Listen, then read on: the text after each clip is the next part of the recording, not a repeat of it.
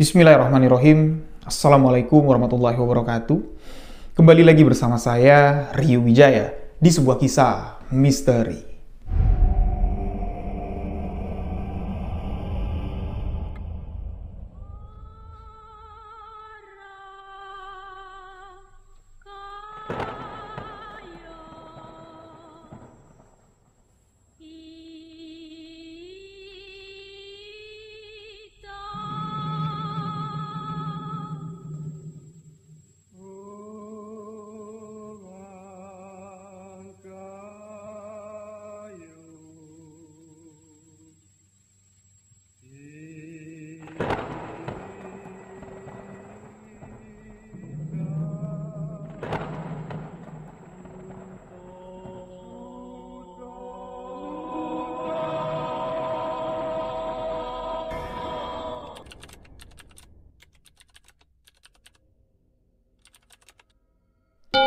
Terima kasih untuk sahabat yang telah mengklik video ini.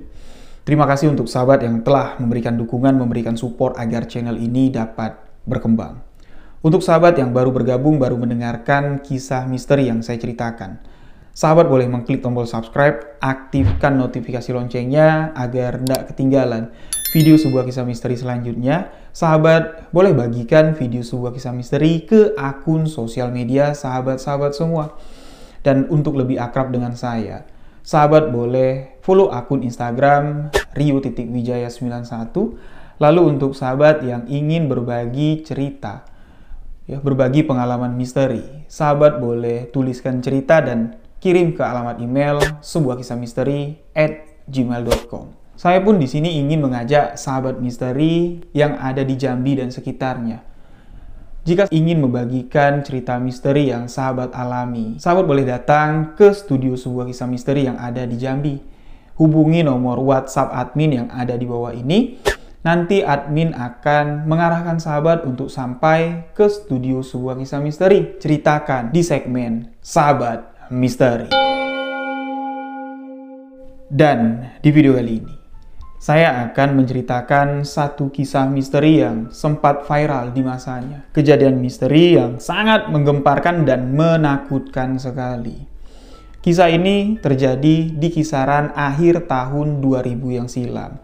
Saking kan gemparnya, saking kan hebohnya, sempat beberapa media lokal TV lokal meliput ke lokasi kejadian, bertanya kepada orang-orang yang mengalami kejadian misteri ini untuk mencari sebuah kebenaran dari mana asal muasal kejadian misteri yang menakutkan ini. Saya pada saat itu di tahun 2000 akhir.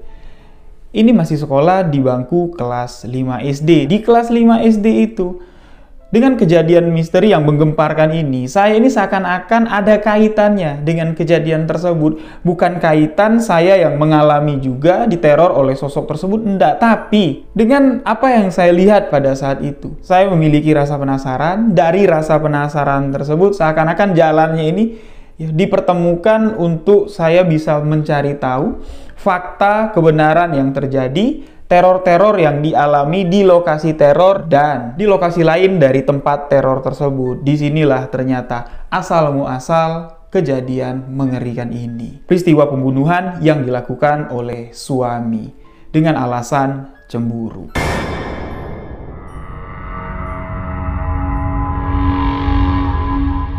Kisahnya seperti ini.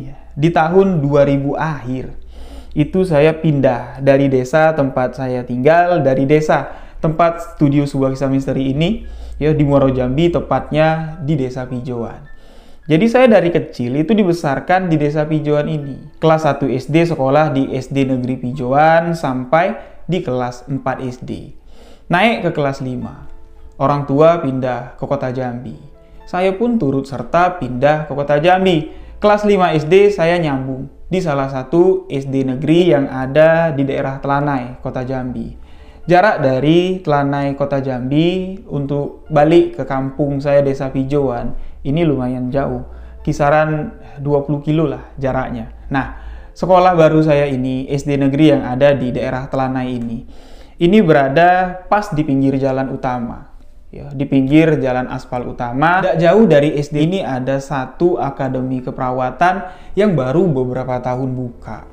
Ramai sekali peminat muda-mudi untuk menuntut ilmu ya di akademi keperawatan tersebut. Ternyata banyak juga yang berasal dari luar kota Jambi, dari Kerinci, dari Bungo, dari Sorolangun, dari Tebo, banyak. Jadi mereka harus mencari tempat tinggal. Makanya jadilah banyak kosan, banyak bedeng di sekitaran SD tempat saya tinggal. Tapi tidak semua yang menempati bedeng, menempati kamar-kamar kos yang ada di sekitaran SD saya ini mahasiswa-mahasiswi yang kuliah di akademi keperawatan saja. Banyak juga bapak ibu rumah tangga yang baru menikah, ngekos lah di sana atau sewa bedeng. Ada juga perantauan-perantauan suami istri ini tinggal di kos-kosan atau di bedeng yang ada di sekitaran SD karena mereka ini dagang di sekitaran daerah Telanai. Nah, tidak jauh dari SD tersebut, ini ada sebuah rumah yang besar sekali kalau saya bilang. Luas sekali. Halaman depannya luas, rumahnya pun di sini berdiri kokoh dengan bentuk bangunan zaman Belanda gitulah, rumah-rumah Belanda dulu. Dan di bagian belakang, halaman belakang rumah tersebut ini luas sekali, panjang sekali ke belakang. Bahkan di sini untuk bisa mencapai ke bagian belakang rumah tersebut, si pemilik rumah di sini membuat lorong. Di luar pagar utama, dia buat lorong untuk akses bisa sampai ke ujung bagian halaman belakang rumah tersebut. Karena di ujung bagian belakang halaman rumah besar tersebut, ini ada 5 petak bedeng yang disewakan. Masih di dalam pagar pekarangan rumah tersebut. Nah, jadi lorong kecil itulah yang muat satu mobil inilah akses orang-orang yang ngontrak di bedeng belakang ini untuk keluar masuk. Jadi mereka ini tidak perlu keluar masuk dari pintu gerbang depan rumah. Sebelumnya saya tidak tahu juga kalau di belakang rumah besar tersebut ini ada 5 bedeng yang dikontrakkan dan lorong kecil di samping rumah tersebut. Ini dikhususkan untuk orang-orang yang menempati bedeng yang ada di belakang rumah. Saya setiap hari jalan kaki melewati rumah tersebut, lewat di depan lorong yang buntu itu, karena rumah tempat tinggal saya di Jambi, ya ini dekat. Jadi saya berangkat sekolah, pulang sekolah, ini jalan kaki aja, melewati rumah besar tersebut, karena jaraknya tidak terlalu jauh dengan tempat tinggal saya. Nah, pada satu pagi, kisaran jam 9 pagi, di depan lorong buntu yang di samping rumah besar ini, itu seketika dipenuhi dengan bapak-bapak polisi berseragam lengkap. Beberapa mobil polisi, ya, mobil patroli yang pakai sirine itu diparkir melintang menutup jalan lorong tersebut. Sampai-sampai jalanan ini macet karena mobil polisi ini parkir melintang menutupi lorong yang ada di samping rumah besar. Ditambah lagi beberapa mobil yang berjejer di belakang mobil polisi. Ramai sekali. Bukan cuma polisi berseragam lengkap saja yang ada di sana. Ada awak media, wartawan yang meliput kejadian pada saat pagi itu. Kami yang ada di kelas 5. Ini dapat jelas melihat apa yang terjadi di sana, keramaian yang ada di sana. Karena kelas kami, kelas 5, ini ada di bagian depan dari SD tersebut. Jadi kalau melihat ke jendela kaca, ya, di sebelah kanan kami, melihat ke arah pintu masuk kelas, itu terlihat semua. Apa yang terjadi di luar sana, apa yang terjadi di pinggir jalan. Kami yang tengah mendengarkan penjelasan dari Bu Guru yang tengah memberikan materi pelajaran di pagi hari itu. Seketika konsentrasi kami di sini dipecah oleh suara sirine dan suara gaduh yang terdengar dari luar sekolahan. Ketika dilihat, polisi sudah ramai, wartawan ramai, warga sekitar pun di sini sudah mulai berdatangan ingin mencari tahu apa yang terjadi. Tidak pernah-pernahnya polisi berseragam lengkap ini ada di tempat tersebut. Ini memicu tanda tanya. Penasaranlah orang-orang yang ada di sekitar, termasuk ibu guru yang tadi tengah memberikan materi pelajaran di kelas. Ini tiba-tiba aja nyelonong keluar mencari tahu apa yang terjadi. Kami yang melihat ibu guru keluar, kami pun tidak mau tinggal. Keluar pula lah kami. Ternyata bukan kelas saya saja, bukan kelas 5 saja yang keluar. Seluruh siswa-siswi yang ada di SD ini keluar semua, numpuk di bagian pagar depan. Yuk melihat kejadian yang ada di lorong buntu ini, nah, guru-guru juga menyusul.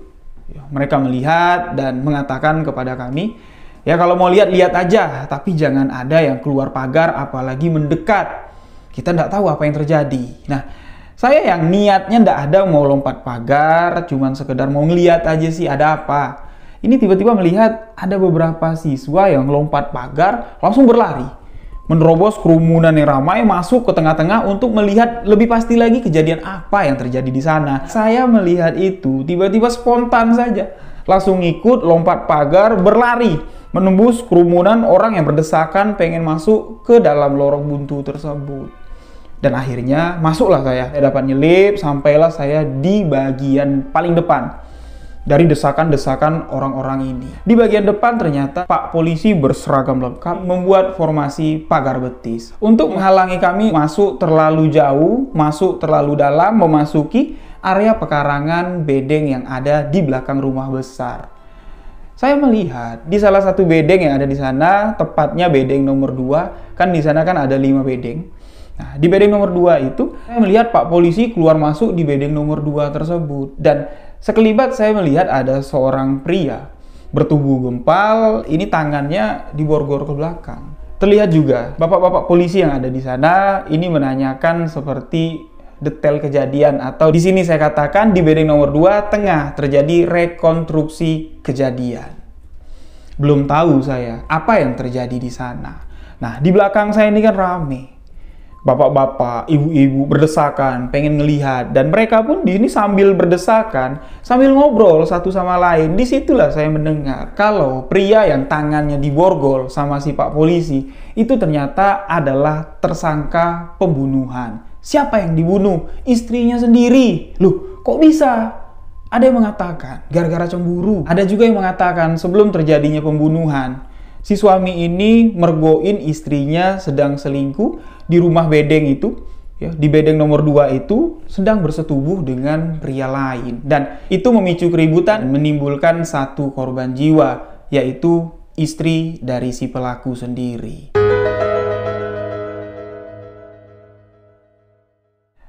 Kejadian pembunuhan ini sebenarnya bikin kaget juga lah. Apalagi saya melihat TKP-nya langsung, melihat bapak-bapak polisi itu. Itulah baru saya melihat, menyaksikan secara langsung.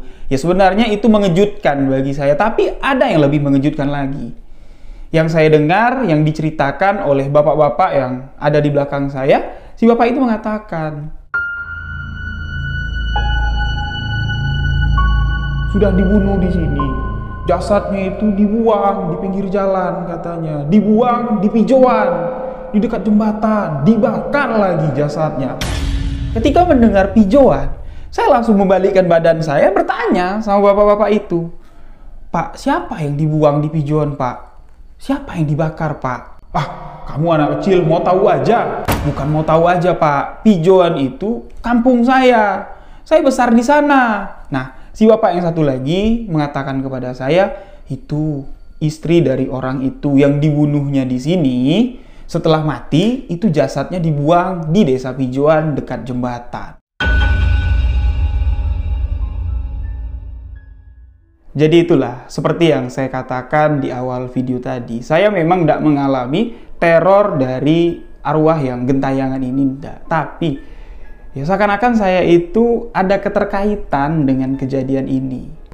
Karena saya yang tanpa sengaja, ya tidak disangka-sangka, TKP pembunuhan ini itu dekat dari SD tempat saya sekolah. Ditambah lagi, saya dapat melihat langsung, datang langsung nih ke TKP ketika pihak berwajib dengan pelaku pembunuhan tengah melakukan rekonstruksi kejadian. Dan saya mendengar fakta yang sangat mengejutkan sekali bahwa jenazah korban pembunuhan ini itu dibuang di desa Pijoan, yang mana desa Pijoan itu adalah kampung saya. Di situ seakan-akan ya rasa penasaran saya mulai muncul semakin tinggi. Saya kepingin tahu nih, di Pijoan di mananya jasad itu dibuang, dan gimana reaksi warga Pijoan ketika menemukan jasad korban pembunuhan ini. Tahu nggak kira-kira mereka kalau jasad yang dibuang itu adalah korban pembunuhan. Itu terus ya saya berpikir gimana caranya saya bisa balik ke Pijoan. Singkat cerita, setelah pelajaran selesai di jam 12:30 siang, saya langsung bergegas ya pulang ke rumah, yang mana di TKP tempat pembunuhan di lorong buntu di bedeng nomor 2 yang ada di belakang rumah besar ini sudah sepi. Cuman tersisa polis line ya, garis kuning untuk menandakan supaya jangan ada yang masuk atau melewati polis line tersebut karena ini masih dalam penyelidikan. Jadi saya cuma melihat ada polis line saja. Teruslah saya pulang ke rumah, pulang ke rumah, saya langsung nanya sama emak saya, "Mak, bapak mana?" "Bapakmu pergi." "Kemana, Mak? Jam berapa pulang?" "Ya enggak tahulah." "Bapak pulang jam berapa? Memangnya ada apa?" Enggak ada apa-apa. "Itu, Mak, di atas, di bedeng dekat sekolahanku, itu ada pembunuhan." "Mak tahu enggak? Dengar enggak beritanya?" "Iya, tadi rame orang cerita di depan." "Siapa memang yang meninggal?" "Enggak tahu. Saya enggak kenal," saya bilang kan. Tapi menurut cerita warga, yang dibunuh itu adalah istrinya yang selingkuh. Dan jasad istrinya ini dibuang di Pijoan. "Hah? Di Pijoan? Di mana? Di Pijoan?" "Dekat jembatan," katanya. Astagfirullahaladzim. Mak saya pun terkejut ketika mendengar jasadnya dibuang di desa Pijoan. Kami pun saling bertanya-tanya dan penasaran gimana ceritanya jasad itu bisa ditemukan, siapa yang menemukannya, dan bagaimana reaksi warga kampung ketika mereka tahu di kampung mereka ada penemuan jenazah korban pembunuhan. Pada siang itu, saya menunggu bapak saya tapi beliau tidak pulang-pulang. Sekitar jam 5 sore, barulah suara motornya terdengar karena bapak saya pakai ereking. Ciren sekali lah kalau dia pulang, suara motornya itu dari jauh tuh udah kedengeran. Bapak pulang, saya nunggu depan pintu. Baru bapak sampai, baru matikan motor, saya langsung nanya, "Pak, bapak dari mana?" "Dari Pijoan ya?" "Enggak, bapak dari pasar." "Memangnya kenapa?" tanya bapak saya. Enggak apa-apa." "Bapak capek nggak? Kita ke Pijoan yuk." "Ngapain?" kata bapak. "Udah jam 5 nih, mau pulang jam berapa lagi? Ngapain ke sana?" "Besok lah, Sabtu Minggu, nunggu libur," kata bapak saya. "Ya sekarang aja lah, Pak. Bapak tahu nggak? Di Pijoan ada penemuan mayat." "Hah? Kamu tahu dari mana?" Nah, saya ceritakanlah semuanya. Dan bapak saya pun terkejut. Kok bisa-bisanya ya, tega-teganya ya orang berlaku seperti itu, dan kenapa harus dibuang di Pijoan? Di pinggir jalan pula, di tepi jembatan Jelatang. Bapak saya di sini penasaran dia. Ya, dengan apa yang terjadi di sana, siapa yang nemuin, samalah. Rasa penasaran, rasa ingin tahu kami itu sama. Tapi ketika bapak diajak ke sana, beliau tidak mau. "Besoklah," kata bapak. "Bapak cari tahu sendiri. Kamu ndak usah ikut." Dan keesokan harinya lah, sepulang sekolah, barulah saya di sini mendapatkan cerita apa yang terjadi di sana, mendapatkan gambaran bagaimana penemuan jenazah tersebut. Dan bapak saya menceritakan, pagi sekitar jam 5:30, yang mana di jam-jam tersebut warga-warga yang berkebun, khususnya warga-warga yang memotong karet di perkebunan karet, jam 5:30 pagi itu adalah jam mereka untuk berjalan dari dalam desa keluar desa melewati jalan lintas untuk menuju perkebunan karet masing-masing. Dan di pagi itu seorang lelaki tua yang berusia sekitar masuk 60 lah, bapak saya bilang.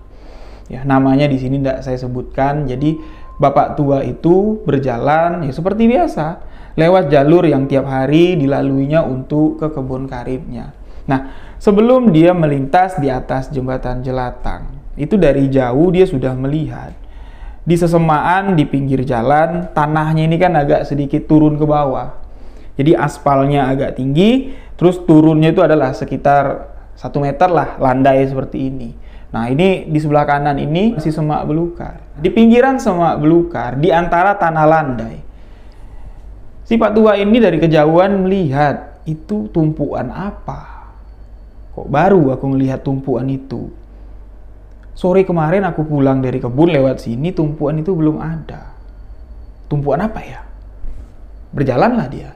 Sama sekali tidak ada niat untuk mencari tahu itu tumpuan apa. Sama sekali tidak ada. Dia cuma mau lewat, tapi ketika lewat pas di samping tumpukan tersebut, di sini Pak Tua ini mencium aroma yang agak sedikit aneh. Aroma kulit terbakar. Yang lebih dominan itu adalah aroma rambut ini terbakar. Kan itu baunya khas sekali kalau rambut kita terbakar. Berhentilah si Pak Tua ini. Dari atas posisinya, kan tanah itu landai. Dia berdiri melihat ke arah tumpukan tersebut. Di jam 5:30. Ini belum terlalu terang. Ditambah lagi kalau musim kemarau, embun di sini akan menutupi pagi. Jadi dia samar-samar melihat tumpukan itu. Terlihatlah dikit-dikit masih ada asap yang keluar dari tumpukan itu. Oh, ini kayaknya ada yang bekas bakar. Tapi bakar apa ya? Kok bau rambut yang tercium? Nah, si Pak Tua yang tengah memperhatikan ke arah tumpukan. Beliau ini ketika pergi ke kebun, ini selalu membawa seekor anjing peliharaannya buat jaga di kebun. Anjing itu selalu mengikuti kemana si Pak Tua pergi. Pergi dari rumah ke kebun, ngikut ngintilin, jaga di belakang. Pulang dari kebun, begitu juga. Ngikut ngintilin dari belakang. Dan di pagi itu, anjing peliharaan si Pak Tua ini ikut menuju ke arah kebun. Dan ketika si Pak Tua tengah memperhatikan itu tumpukan apa, anjing peliharaan si Pak Tua mendekati tumpukan tersebut, dikais-kaisnya lah tumpukan itu. Mulai sedikit terbongkar bagian atas dari tumpukan itu, terlihat anjing peliharaan si Pak Tua ini menggonggong atau menggigit sesuatu, ditariknya keluar dari tumpukan yang ada di depan si Pak Tua. Nah, disitulah baru terlihat ada kaki. Tapi awalnya si Pak Tua ini tidak tahu kalau itu adalah kaki manusia. Dia menganggap seperti ini. Siapalah yang buang boneka di sini? Boneka kok dibakar? Nggak sayang apa? Besar pula lagi kaki bonekanya. Seukuran kaki manusia. Nah, ditarik terus sih sama si anjing. Lama-kelamaan anjing ini menarik kaki itu. Terbongkarlah tumpukan yang ada di depan si Pak Tua. Ketika tumpukan itu terbongkar, baru di sini jelas. Sosok yang tertimbun tumpukan terbakar itu bukan boneka, melainkan jasad seorang perempuan. Jasad yang sudah setengah hangus terbakar. Jelas si Pak Tua melihat itu adalah jasad seorang wanita. Beliau pun di sini ketakutan. Beliau pun di sini berteriak minta tolong sama warga yang tinggal di sekitaran sana. Pak Tua di sini tidak habis pikir.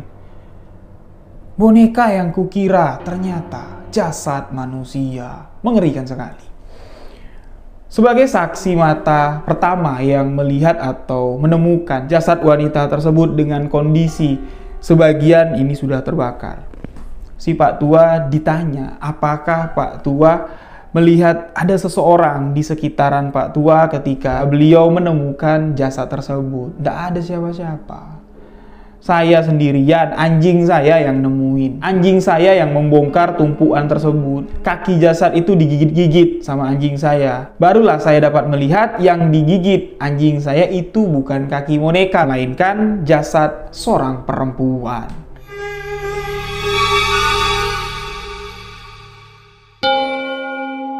Ya, inilah kenyataan yang harus dapat diterima oleh seluruh warga desa Pijon pada saat itu. Khususnya warga yang tinggal di sekitaran jembatan Jelatang. Mereka harus menerima kenyataan dengan fakta yang ada di hadapan mereka.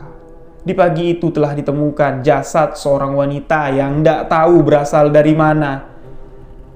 Dengan kondisi yang sangat mengenaskan sekali. Si pelaku, orang yang keji, orang yang tega, membuang jasad di pinggir jalan, di dekat jembatan, dengan sengaja menumpuk ranting-ranting, menumpuk karet ban, dan menyulut api. Si pelaku mencoba untuk membersihkan apa yang telah dilakukannya, untuk menghilangkan jejak, berharap ranting-ranting dan karet ban yang ditumpuk di atas jasad tersebut ini dapat membinasakan, dapat membumi hanguskan jasad tersebut. Tapi api yang berasal dari ranting-ranting dan karet ban yang terbakar ini itu cuma dapat sedikit melukai jasad yang terbungkus kain spray berwarna putih tersebut. Ketika ditemukan, kondisi jenazah perempuan ini dalam keadaan terlentang. Satu kakinya keluar dari tumpukan ranting, keluar dari lilitan spray yang berwarna putih tersebut. Karena kain spray yang membungkus jasad wanita tersebut di bagian dengkul ke bawah ini habis semua, terbakar dilalap oleh api. Makanya dari itu, satu kakinya di sini keluar. Nah, kaki yang keluar inilah yang ditarik-tarik oleh anjing tadi. Yang dikira kaki boneka tadi ya itulah kakinya. Karena saksi mata mengatakan, "Nggak kebayang aku kalau itu kaki manusia. Seberapa putih manusia itu, seberapa eloknya wanita itu. Aku nggak percaya kalau itu benar jasad wanita. Karena aku lihat kakinya saja sudah seputih itu." Dan faktanya, ketika jenazah ini dipindahkan dari tempat pertama ditemukan, dari tumpukan karet ban, dari tumpukan ranting ini, jenazah yang masih setengah lah tubuhnya ini terlilit oleh kain spray berwarna putih ini, bagian kepala udah kebuka, bagian rambut ini udah kebakar semua, bahkan bagian dada ya, bagian payudaranya ini sudah terbakar semua, sudah bekas luka bakar yang sangat parah sekali. Namun wajah dari wanita tersebut ini masih terlihat. Ya, raut wajahnya masih terlihat, kecantikannya masih terlihat, walaupun kulitnya sudah dalam kondisi 75% terbakar. Aroma wangi daging tercium sangat pekat sekali ketika kain spray pembungkus jasad wanita ini perlahan dibuka oleh pihak kepolisian. Kenapa kok dibuka? Karena pihak kepolisian memiliki harapan yang besar. Kalau di tubuh wanita ini, di dalam kain spray yang melilit tubuh wanita tersebut, ini dapat ditemukan identitas yang melekat di tubuhnya. Karena tanpa ada identitas, pencarian identitas korban ini akan sangat sulit sekali. Kondisi luka bakar yang parah ini akan menyulitkan, bisa-bisa tapi ya setidaknya memakan waktu yang cukup panjang. Sedangkan pihak polisian di sini harus segera mencari, menyelidiki siapa pelaku di balik ini semua. Harus segera dicari. Lambat sedikit, pelaku akan segera menghilang. Perlahan demi perlahan, kain tersebut dibuka. Satu hal yang mengejutkan lagi di sini didapat oleh seluruh orang yang ada di tempat itu, di pagi hari itu. Mereka melihat bahwa wanita yang tubuhnya setengah sudah hampir terbakar, gosong, matang, dibakar oleh pelaku, tubuhnya ini dibuka, kain yang belum terbakar itu dibuka, ternyata wanita tersebut dibungkus dengan kain spray dalam keadaan tanpa busana atau dalam keadaan telanjang bulat.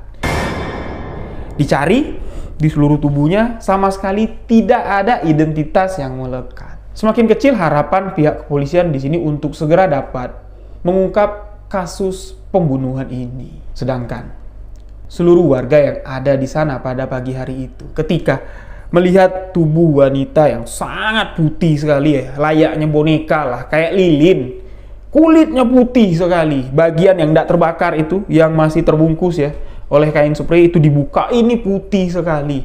Semua yang ada di sana terkejut dan menyayangkan. Kenapa kok kamu secantik ini, sebersih ini, seputih ini, malah nasibmu buruk sekali? Siapakah orangnya yang tega sekali menghabisi nyawamu? Itulah ya, pertanyaan yang banyak sekali terdengar ya, di pagi itu yang diucapkan oleh warga yang melihat di lokasi kejadian langsung. Sangat disayangkan. Pagi itu pihak kepolisian sama sekali tidak mendapatkan sedikit pun informasi identitas dari perempuan, apalagi identitas dari si pelaku. Seakan-akan semua ini sudah direncanakan sejak lama dengan tahapan-tahapan dan skenario perjalanan yang sangat baik sekali. Sama sekali tidak meninggalkan jejak. Pihak kepolisian di sini membawa jasad wanita tersebut ke rumah sakit untuk dilakukan pemeriksaan lebih lanjut. Tanpa adanya sedikit pun informasi, pihak kepolisian meninggalkan tempat tersebut. Setelah semuanya pada bubar, tanah lokasi bekas jasad wanita tersebut dibakar di pinggir jalan di dekat jembatan Jelatang itu masih ada. Rumputnya itu masih menghitam. Bekas api yang membakar di sekelilingnya. Itu sama sekali tidak ada yang berani untuk membersihkannya, ditinggalkan begitu saja. Nah, inilah ya kisah awal kronologi kematian dari wanita yang masih belum diketahui identitasnya dan bagaimana nasibnya nanti. Apakah pelaku akan dapat ditemukan oleh pihak berwajib? Ini akan menjadi sebuah misteri yang sangat besar sekali.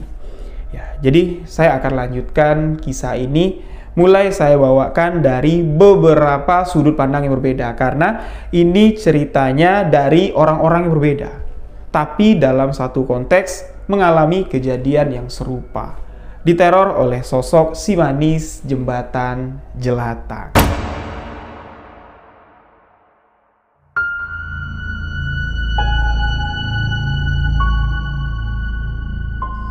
Part kedua. Kisah misteri si manis jembatan Jelatang. Di part kedua ini, sahabat-sahabat semua akan mengetahui lebih jauh lagi tentang kronologi kematian si manis jembatan Jelatang dan mengungkap siapa sebenarnya pelaku yang telah menghabisi nyawa si manis jembatan Jelatang.